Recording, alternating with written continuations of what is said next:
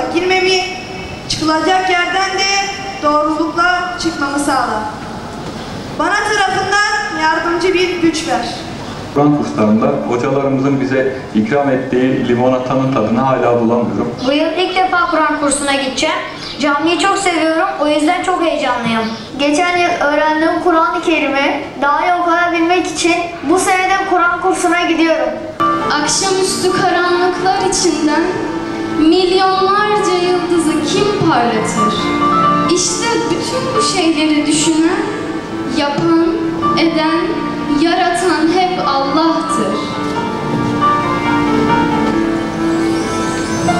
Hak sevgisi taşımalı vicdanlar, böylelikle mes'ud olur insanlar. Allah nasip eylerse bu yıl 2023 yılı yaz kurslarımızda 1488 camimizde, 518 Kur'an kursumuzda, 1300 imam hatibimiz, 222 müezzin kayyımımız, geçici görevlendirmelerle beraber 800 Kur'an kursu öğreticimizle beraber toplam 2322 görevlimizle Adana'mızın ve bizlerin İstikbal ve istiklalimizin teminatı olan yavrularımızı Rableriyle, yaratanlarıyla, kitaplarıyla, kerim olan Kur'an-ı Kerim ile ve şaşmaz, ebedi ve ezeli önderleri ve rehberleri Hazreti Muhammed'in Mustafa sallallahu teala aleyhi ve sellem Efendimizle ve onun hayatı ve ahlakıyla buluşturma mücadelesi vereceğiz. Cenab-ı Allah nasip eylerse.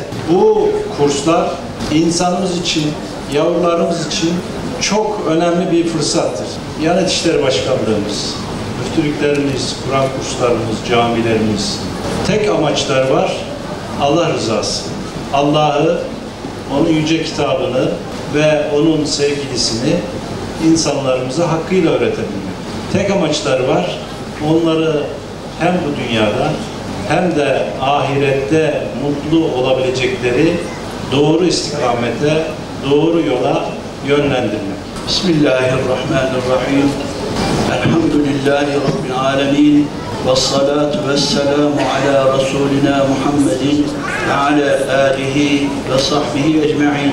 Bu sene yaz Kur'an kursları açılış programını Adana'da gerçekleştiriyoruz. Geçen sene yaz Kur'an kurslarımıza 2,5 milyon civarında öğrencimiz katılmıştır. Bu sene inşallah başkanlık olarak hedefimiz bunun 3,5 milyona ulaşmasıdır.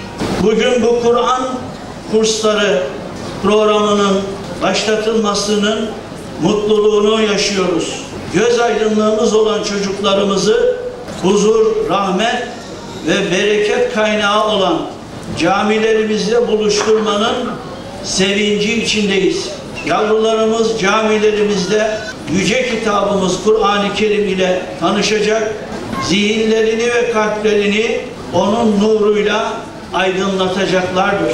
Bizler yaz Kur'an kurslarımız ile kendini ve Rabbini bilen, peygamberini tanıyan, kendisiyle barışık, iyiliğin peşinde koşan insanlar yetiştirmeyi hedefliyoruz. Bugün Kur'an ve din eğitimi noktasında hamdolsun çok geniş imkanlara, sayısız nimetlere sahibiz. Binlerce camimiz ve görevlimizde, Kur'an kurslarımız ve öğreticilerimizle milletimizin hizmetindeyiz. İnşallah çocuklarımız Kur'an kurslarımızda hem öğrenecek, hem eğlenecek, hem de sosyal becerilerini geliştireceklerdir. Bu açıdan yaz Kur'an kurslarımızı evlatlarımızın manevi ve ahlaki gelişimleri için büyük bir fırsat olarak görüyoruz. Sevgili anne babalar, sizlerden çocuklarınızı kurslarımıza teşvik etmenizi, her gün onları güler yüzle ve sevgiyle kursa hazırlamanızı istirham ediyorum. Yaz Kur'an kurslarını çocuklarımızdan önce anne ve babalar olarak bizler sahiplenmeliyiz. Yaz Kur'an kurslarında görev yapacak mesai arkadaşlarım, bizler müjdeleyin, nefret ettirmeyin, kolaylaştırın zorlaştırmayın ilkesini getiren bir peygamberin ümmetiyiz. Muhatap kitlemiz, yani çocuklar, yeryüzünün en hassas ve nadide varlıklarıdır. Bu sebeple onlarla iletişiminizde şefkatli olmanızı, eğitim sürecinde doğru bir dil ve üslup kullanmanızı sizden istiyorum. Bu bağlamda cami cemaatimize de önemli sorumluluklar düşmektedir. Onlardan çocuklarımıza karşı anlayış ve müsamaha bekliyoruz. Oyun çocuğun en doğal hakkıdır. Çocuklar oyun ve eğlence ile büyür. Dolayısıyla camide koşup oynayacak, belki biraz gürültü edeceklerdir. Onlardan bir yetişkin tavrı beklememiz makul değildir. Bize düşen hayatı daha yeni öğrenen çocuklarımıza nezaket göstermek, biraz zaman tanımaktır.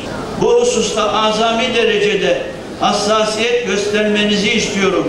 La ilahe illallah, la ilahe illallah, la ilahe illallah. La ilahe illallah, la ilahe illallah, la ilahe illallah, la ilahe illallah, la ilahe illallah, la ilahe illallah, la ilahe illallah, la ilahe illallah.